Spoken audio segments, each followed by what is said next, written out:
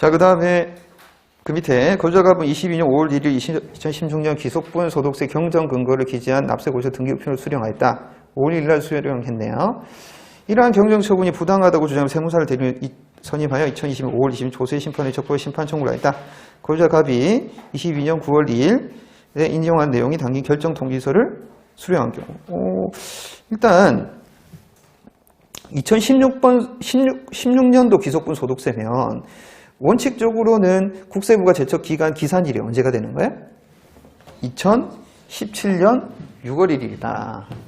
2017년 6월 1일이 이제 원칙상으로 기산일이다. 이렇게 생각하시면 되는 거죠? 6월 1일. 네. 그런데 여기 보시면 그러면 요 날로부터 해가지고 플러스 몇 년? 그냥 5년인 거야. 거기 뭐 포탈 이런 게 없잖아요. 국세부가 제척을 할 수 있는데, 근데 이제 그게 뭐가 중간에 심판 청구를 했잖아요. 심판 청구에 따른 이제 결과가 있잖아요. 결정 통지서. 2022년 9월 2일. 그럼 가세관청은 이 조세 쟁송이 있으면 특례 제척 기간을 적용을 할 수가 있다. 왜냐하면 판결이 있는 거기 때문에. 그럼 어떻게 하면 돼요? 그때는 특례 제척 기간이 적용이 되면 2022년 9월 2일부터 플러스 1년. 요게 특례 제척 기간이 적용되는 거잖아요. 요게 이제 판결이 실질적으로 이제 확정이 된 시점인 거잖아요. 그래서 판결이 확정된 게 언제냐?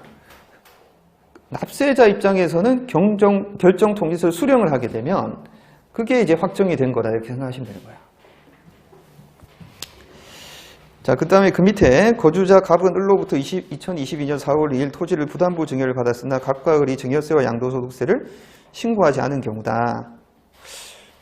그러면 여기 이제 부담부 증여니까 그냥 증여세는 다 한 묶음으로 해서 신고를 안 했대요. 무신고든 가소신고든 상증세는 15년이에요. 15년.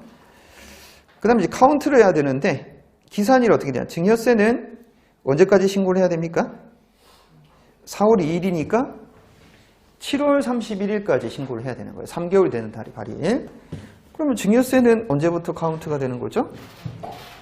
2022년 8월 1일부터 카운트가 되는 거고, 그 다음에 양도소득세는요, 아까 전에 말씀드렸던 것처럼 22년도의 양도분은 23년 6월 1일부터 카운트가 되는 거예요. 네. 그러니까 증여세보다 오히려 이 양도소득세에 국세부가 제척 기간이 더 길어질 수 있다 이렇게 생각하시는 거예요. 시작되는 점이 다르니까. 둘 다 15년 똑같습니다.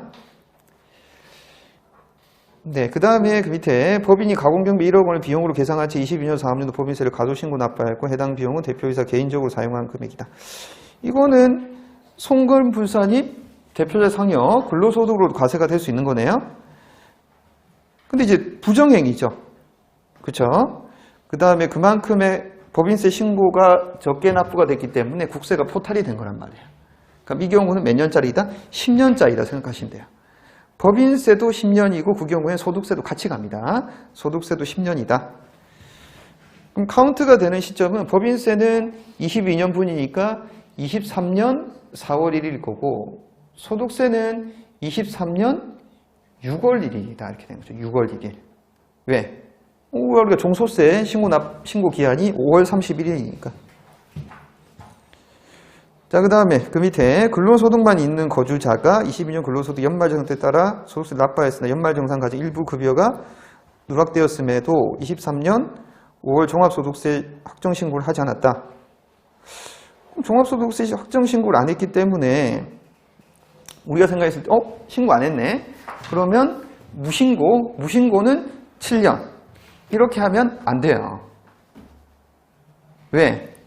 이 사람은 다른 소득이 없잖아요. 근로소득만 있으면 연말정산으로 하면 사실상 납세부와 관련된 신고를 완료를 한 거예요. 그러니까 얘는 무신고가 아니라 과소신고라고 보시면 되죠. 그럼 몇 년짜리다? 5년짜리라고 하시면 돼요. 카운트는 소득세는 다 다음 연도 6월 1일이다 생각하시면 돼요. 법인세는 다음 연도 4월 1일인 거고 소득세는 양도소득이든 뭐 연말정산만 했든 간에 무조건 다음 연도 6월 1일이다 이렇게 생각하시면 돼요. 그래서 근로소득만 있는 거주자는 가세표준 확정신고 자체가 없습니다. 자, 그 밑에 근로소득 연말정산을 통하여 납세 의무를 종결 하였으나 기타 소득 누락분에 대해서는 자, 얘는 기타 소득이 있기 때문에 종합소득세 확정신고 의무가 존재를 해요. 안 했기 때문에 얘는 무신고에 해당이 되고 얘는 몇 년짜리다? 7년짜리로 보셔야 되는 거야. 5년짜리가 아니라. 카운트는 똑같습니다. 23년 6월 1일. 네, 그 밑에 주식 소각일이 의제배당에 대한 소득을 배당소득으로 신고하지 않고 양도소득으로 판단하여 양도소득세를 신고 납부했다. 그럼 이 경우에는 어떻게 되느냐? 신고를 했는데 이거는 무신고로 보지 않아요. 왜냐하면 신고 자체는 존재를 했잖아요. 양도소득세 모르고 신고 납부는 했잖아요. 그러니까 착오가 있기 때문에 이거는 과소신고로 보고 5년짜리 적용합니다. 근데 이게 배당소득이든 양도소득이든 어차피 다 소득세이기 때문에 기산되는 시점은 23년 6월 1일이다 이렇게 생각하시면 돼요. 기산일. 5년짜리로 생각하시면 되겠어요. 자, 그 다음에 제일 마지막 3월 20일 가공의 매입세금계산서 2억 원을 발급받고 같은 일자의 가공의 매출세금 4억 원을 발급하여 7월 25일에 일기 부가가치세 신고를 납부를 하였다. 그러면 가공 매입은 2억, 가공 매출은 4억 이렇게 버리면 국세 포탈이나 환급공제가 없어요. 세금을 더 냈어, 이 인간은. 자기가 뻥튀기 해가지고. 그러면 여기 어디에 해당된다? 10년짜리가 아니라 몇 년짜리가 된다? 5년짜리가 된다. 5년짜리가.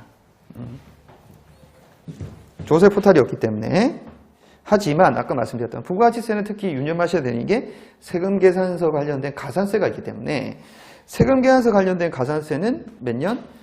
10년이다. 10년. 세금계산서 관련된 가산세는 무조건 10년이에요. 네, 그 다음에 카운트하는 시점은 신고기한의 다음 날이잖아요. 부가가치세는 얘는 신고기한이 언제겠어요? 2022년 1기니까 7월 26일부터 기산이 된다. 2022년 7월 26일부터 기산이 되는 거다.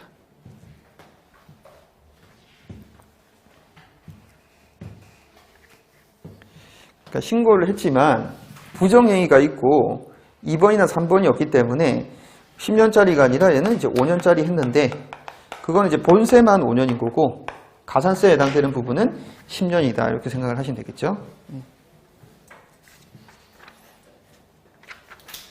자, 그래서 요거 이제 관련된 부분들이 사실은 1-41페이지부터 뒤에